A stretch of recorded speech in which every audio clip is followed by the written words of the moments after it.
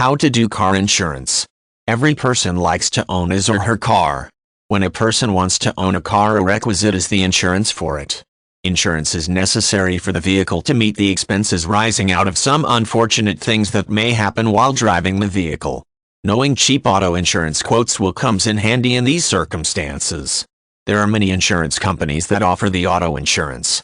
The premium for these auto insurance provided by these companies is usually high. There are some cheap auto insurances available in the market. It is a very difficult job to find the lowest insurance premiums offered in the market. This is so because each and every insurance company has its own way of providing discounts for people. Some companies offer discounts to married person while some may provide discounts for people who have a child or more. Most of these companies have low premiums for people who have a very good accident-free track record, and they charge more for people who have had a lot of black marks in their driving history. There are also other reasons for companies to offer different rates for different people. Auto insurance contains various factors such as the vehicle that is being used by the person. It also considers details such as the place in which the vehicle would be parked when it is not used.